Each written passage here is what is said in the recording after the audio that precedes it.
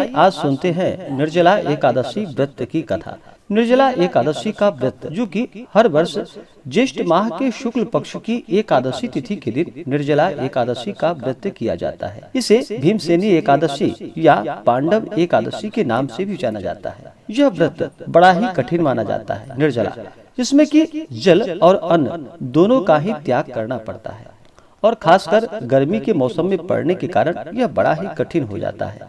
इस कारण से कठिन व्रत का फल भी अधिक माना गया है। जो भी सच्ची श्रद्धा के साथ, नियम और निष्ठा के साथ निर्जला एकादशी का व्रत करते हैं, उन्हें 24 एकादशियों के व्रत के बराबर पुण्य फलों की प्राप्ति होती है। एकादशी का व्रत, जो कि सभी प्रकार के पापों को नष्ट करने वाला, सुख समृद्धि को प्रदान करने वाला और अंत में मोक्ष को प्रदान करने वाला है। तो बोलिए प्रेम से भगवान श्री हरि विष्णु की जय, माता लक्ष्मी की जय, एकादशी माता की जय।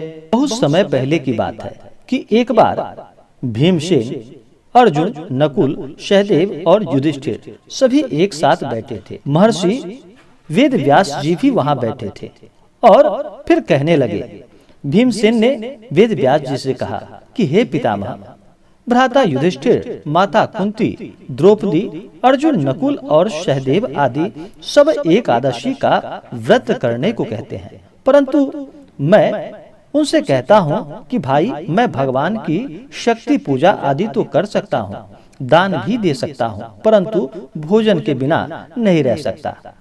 इस पर व्यास जी कहने लगे कि हे भीमसेन, यदि तुम नरक को बुरा और स्वर्ग को अच्छा समझते हो तो प्रति मास की दोनों एकादशियों को अन्न मत खाया करो।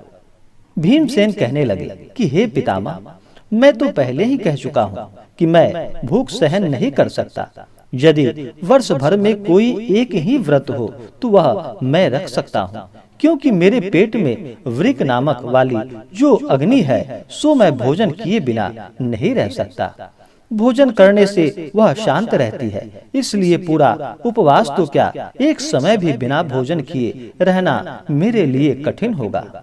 अतः आप मुझसे कोई ऐसा व्रत बतलाइए जो कि वर्ष में केवल एक ही बार करना पड़े और मुझे स्वर्ग की प्राप्ति हो।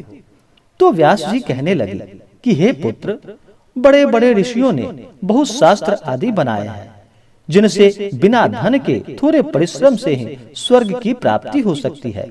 इसी प्रकार शास्त्रों में दोनों पक्षों की एकादशी का व्रत मुक्ति के लिए रखा जाता है। व्यास जी के वचन को सुनकर भीमसेन नरक में जाने के नाम से ही भयभीत हो गए और कांपकर कहने लगे कि अब क्या करूं? मास में 2 व्रत तो मैं नहीं कर सकता। हाँ, वर्ष में एक व्रत करने का प्रयत्न अवश्य कर सकता हूँ। अतः वर्ष में एक दिन व्रत करने से यदि मेरी मुक्ति हो जाए तो ऐसा कोई व्रत बतलाइए। यह सुनकर व्यास जी कहने लगे कि वृषभ और मिथुन की संक्रांति के बीच ज्येष्ठ माह के शुक्ल पक्ष की जो एकादशी आती है, उसका नाम निर्जला एकादशी है। तुम उस एकादशी का व्रत करो। इस एकादशी के व्रत में स्नान और आचमन के सिवा जल वर्जित माना गया है, अन्यथा वह मद्यपान के सदृश हो जाता है। इस दिन भोजन नहीं करना चाहिए, क्योंकि भोजन करने से व्रत नष्ट हो जाता है। यदि एकादशी को सूर्योदय से लेकर द्वादशी के सूर्योदय तक जल ग्रहण ना करे तो उसे सारी एकादशियों के व्रत का फल प्राप्त होता है। द्वादशी को सूर्योदय से पहले उठकर स्नान आदि करके ब्राह्मणों को दान आदि देना चाहिए। इसके पश्चात भूखे और शतपात्र ब्राह्मणों को भोजन कराकर फिर उन्हें दान दक्षिणा देकर भोजन ग्रहण करना चाहिए। इसका फल पूरे एक वर्ष की संपूर्ण एकादशियों के बराबर होता है। व्यास जी कहने लगे कि हे भीमसेन, यह मुझको स्वयं भगवान ने बताया है। इस एकादशी का पुण्य समस्त तीर्थों और दानों से अधिक है।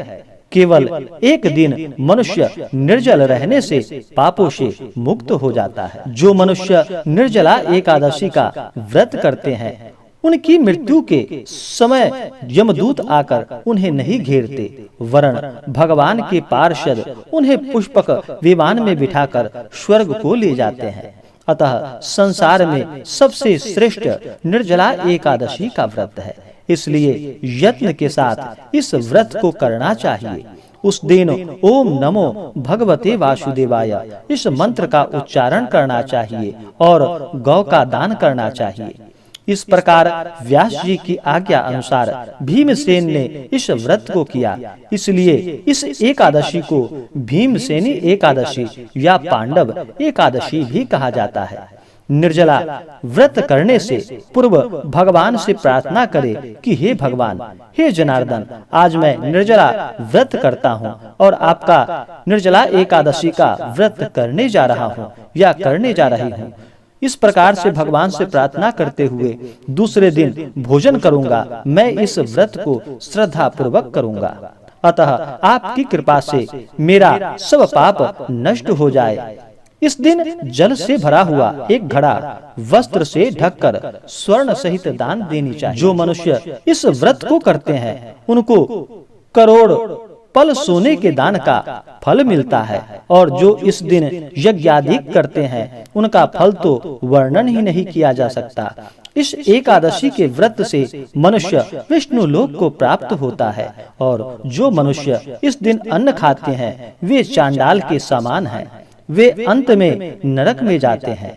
जिससे निर्जला एकादशी का व्रत किया है वह चाहे ब्रह्म हत्यारा हो, मद्यपान करता हो, चोरी की हो या गुरु के साथ द्वेष किया हो, मगर इस व्रत के प्रभाव से वह स्वर्ग को जाता है। हे कुंती पुत्र, जो पुरुष या स्त्री श्रद्धा पूर्वक इस व्रत को करते हैं उन्हें अग्नि लिखित कर्म करना चाहिए। प्रथम भगवान का पूजन, फिर गौदान, ब्राह्मणों को मिष्ठान व दक्षिणा देनी चाहिए तथा जल से भरे कलश का दान अवश्य करना चाहिए।